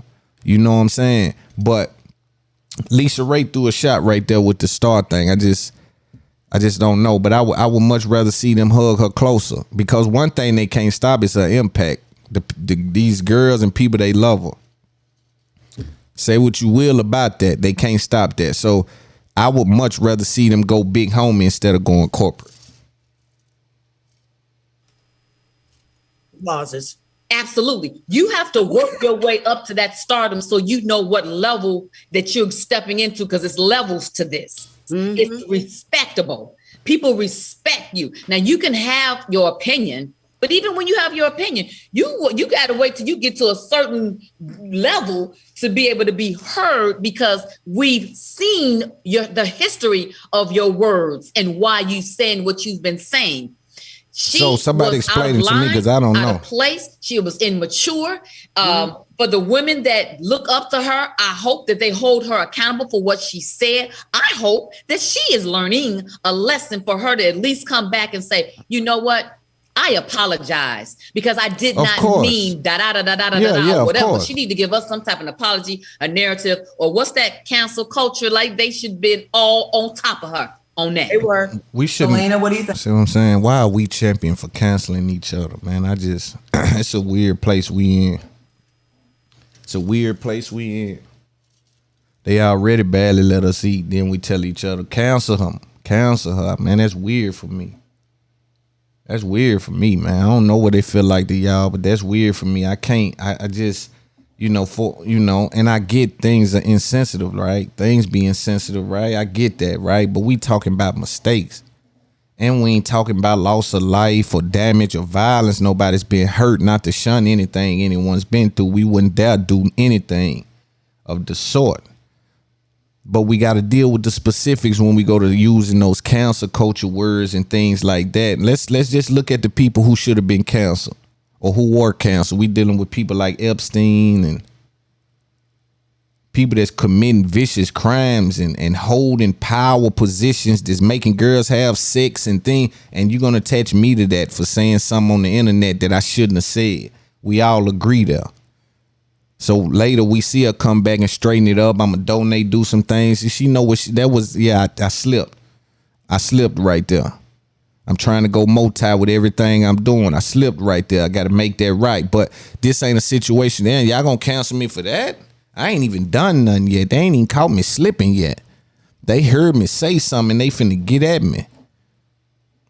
And I got the kind of reach that these people don't got. Some of these people that's uttering these things, they don't have her reach in regards to social media. Now they have the social equity, like a Lisa Ray, a Vivica Fox. They household names and they speak to the aunties and people like my mother and them. They know them people like that, but they also, my mother and them, they also know Ari and them. You see, not from the same capacity, but they also know who they are because they creep into this news, as you see here. But I just think it's unfortunate we handle each other with such lack of empathy. It's almost like when you fall, everybody gonna be there to say, you fell, you thought you would never fall. That's why you always hear me keep telling people, I'ma fall, y'all, at some point. At some point, it's going to unravel, y'all. It ain't going to always look right. I'm already telling people because I'm not playing the little game they want me to play, to believe that I ain't going to, they want me to believe that I believe that I'd never fall when I know falling is it's just a part of it. At some points, I'm going to make a mistake somewhere. I make it look easy. I make it look good, but I'm aware of what the circumstances are, and you can't trick me out of that. I just hate to see that, though. First of all, Lisa Ray just dropped a word on the people real good when she said that's the difference between a celebrity and an influencer, because we are taught certain decorum. You know what I'm saying? Yes. And like there's just certain things you don't say. Just to give a little context, and Claudia, correct me if I'm wrong, but I think y'all, so she was on there talking about how she want her boyfriend. She made a statement like, I like when my boyfriend get mad at me when sometimes I like to fake like I'm leaving him, and I want him to get so mad at me that he pull out a gun and beg me to stay. Right. Mm-hmm. So she said that online. And then, so the domestic violence people were like, now she said saying all this on live. So people who have gone through domestic violence, and I don't even want to say domestic violence people because that's insensitive. Women who have experienced domestic violence, they made us comment to her, back like, yo, like that ain't cool.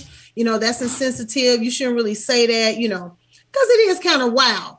But what the young lady, Ari, is giving, that whole scenario is giving, I need attention. Let's be clear, girl. We in 2022, we are not running around here hauling off. Everybody know you cannot run around here and haul off and make statements like that without backlash. So that's giving, I'm just trying to get some going, starting some attention. Second of all, I'm not sure why she's an she said clout in the first place. Just not clear on that in the first place. But moreover, I just feel like it's on some old, I'm trying to get attention, because who would say that? And then so I guess that was her attempt of kind of like defending herself. I don't care what you say. Nobody cares if you interview. So that's dumb. Like all you of the whole thing, saying all of this, like that's dumb. All of that's dumb, and you know better. And I think she did it to get what she's getting right now. And like I say, I respect their opinion on it. You know, I just put my game down in it. You know what I'm saying? I usually don't, like I say, I usually don't speak on that, but you know, I'm dealing with the mathematics, and when I see division, you know, I tend to it just tingles. It make me say, yo, say something about that. You know, and we gonna see it more and more, and we gonna see it with me at some point. We gonna see people go against the grain. It's just how things happen. It's just how it work. You know, and you just be prepared for it. All right, so that's another episode, man. The biggest podcast in the world, man. If you're listening to this pod, you know I appreciate you, man. We in it. We gonna get some money. Biggest.